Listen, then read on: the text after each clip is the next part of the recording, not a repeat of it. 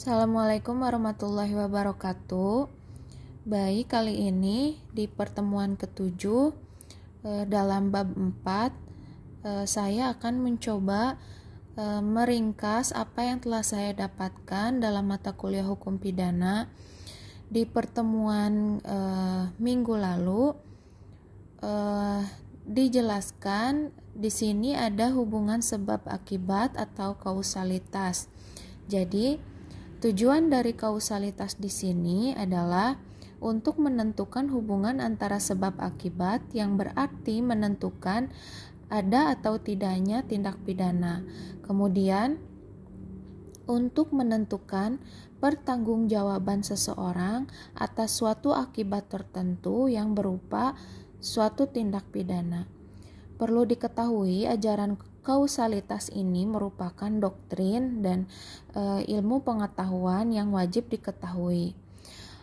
Ajaran kausalitas ini merupakan unsur objektif dari tindak pidana karena terdapat di luar diri pelaku, yaitu berupa perbuatan. Dalam rumusan delik ditentukan adanya unsur akibat dari suatu perbuatan, maka yang menentukan unsur perbuatan yang menimbulkan akibat itu dipergunakan ajaran sebab akibat. Dalam kausalitas ini ada 3 teori, yaitu yang pertama adalah teori conditio sine qua non atau ekivalensi atau syarat mutlak atau Bedingungsteori. Kemudian yang kedua adalah teori individualisasi, dan yang ketiga adalah teori generalisasi. Saya akan coba menjelaskan tentang teori conditio sine qua non. Nah, di sini teori ini berasal dari von Bury. Von Bury ini adalah orang Jerman. Kemudian semua syarat adalah sebab. Jadi antara syarat dengan sebab itu adalah sama kedudukannya, memiliki nilai yang sama. Kemudian apabila salah satu syarat tidak ada, maka akibatnya akan lain, atau tidak terpenuhi, maka akibat konkretnya juga akan lain. Kemudian teori ini sangat mudah diterapkan untuk para penegak hukum yang mencari penyebab kematian seseorang misalnya.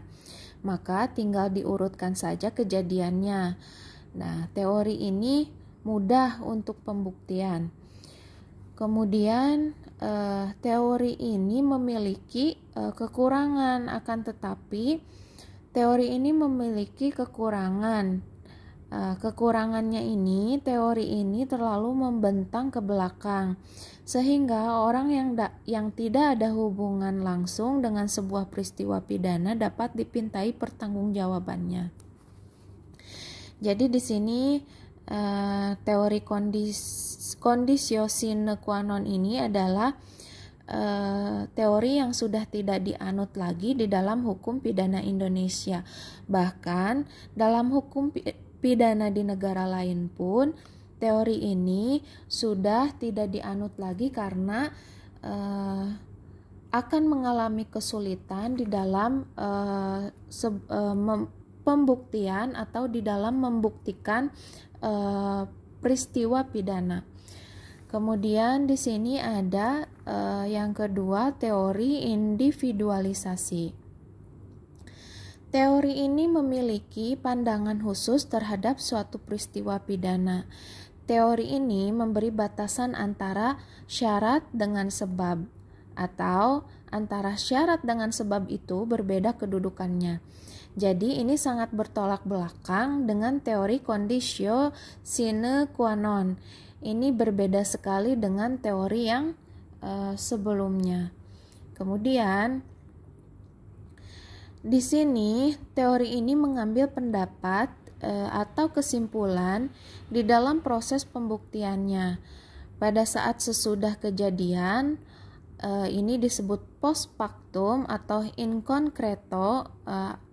Dalam menentukan sebab itu dilihat dari rangkaian syarat dengan sebab itu sendiri.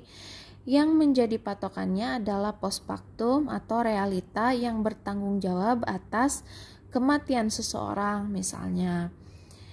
Ini adalah hal yang terjadi sesudah kejadian. Di sini ada tokoh penganut teori ini, diantaranya ada Bickmeyer dan Binding. Bickmeyer ini menyebutkan bahwa sebab adalah syarat yang kuat. Hanya semua orang kesulitan untuk menentukan apa faktor yang paling kuat. Kemudian Binding menyebutkan bahwa sebab adalah yang menjadi akibat itu adalah faktor yang menahan atau yang negatif dari serangkaian faktor yang positif. Kemudian di sini saya juga ada catatan bahwa Binding dan Bickmeyer ini memiliki atau menganut teori yang sama, akan tetapi kesulitannya dalam menentukan faktor yang mana yang paling kuat karena standarisasinya adalah setelah kejadian. Kemudian di sini ada teori generalisasi. Generalisasi ini kebalikannya dari individualisasi.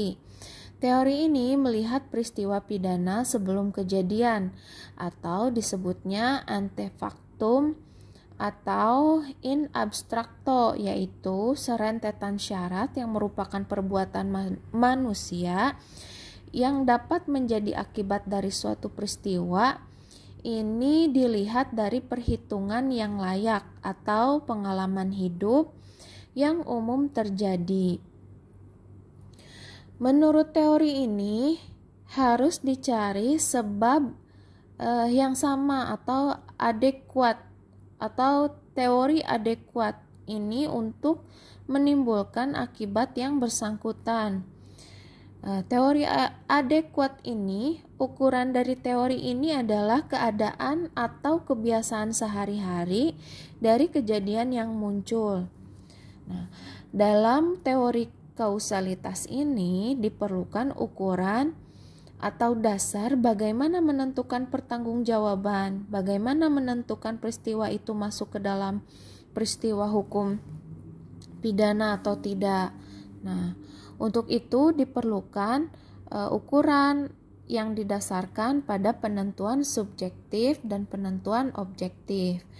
Di sini penentuan subjektif dianggap sebagai atau adalah apa yang diketahui atau diperkirakan oleh pelaku.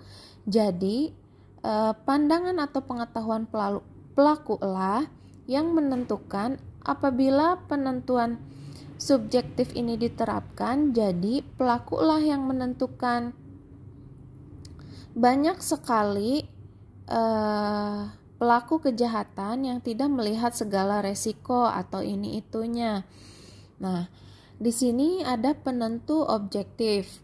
Penentu objektif di sini adalah yang dianggap penentu dari suatu kejadian yang merupakan pengetahuan hakim.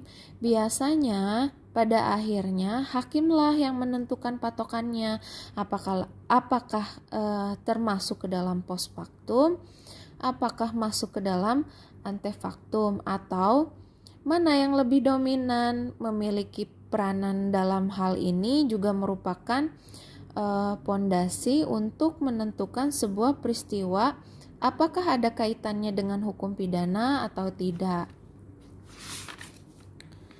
Kemudian di sini ada teori kausalitas dari von Kris. Ini bukan teori dari von Kris ini bukanlah teori kausalitas yang murni karena yang menjadi akibat adalah pengetahuan pelaku. Jadi titik berat teori ini adalah yang menyebabkan pada pembayangan pelaku ini tidak sesuai. Tetapi kalau dibebankan pada kesalahan pelaku, hal ini hampir mendekati jiwa hukum pidana. Jadi Di sini ditinjau kembali tinjauan terhadap teori kausalitas ini. Yang pertama adalah teori yang paling mendekati individualisasi dan generalisasi adalah teori adekuat, yang dijadikan dasarnya adalah kesalahan pelaku. Untuk menggunakan teori adekuat ini perlu mendapat penambahan, yaitu unsur kesalahan dari pelaku dalam melakukan perbuatannya. Kemudian yang kedua, teori von Kris ini dianggap sesuai dengan jiwa hukum pidana. Mengapa? Karena melindungi kepentingan hukum, yang artinya ketika pelaku mau melakukan kejahatan, ia harus membayangkan bahwa perbuatan yang ia lakukan itu adalah perbuatan terlarang atau perbuatan yang dianjurkan oleh hukum. Kemudian yang ketiga, di sini ada atas dasar itu hukum pidana harus membuat pagar atau aturan terhadap tindakan atau perbuatan yang mendatangkan kerugian. Kemudian di sini yang keempat adalah kelemahan dari teori ini terlalu banyak menggunakan istilah yang tidak terang atau kurang jelas seperti kata-kata kadar, biasanya, pengalaman manusia pada umumnya. Dan ini akan mengalami kesulitan di dalam pembuktian.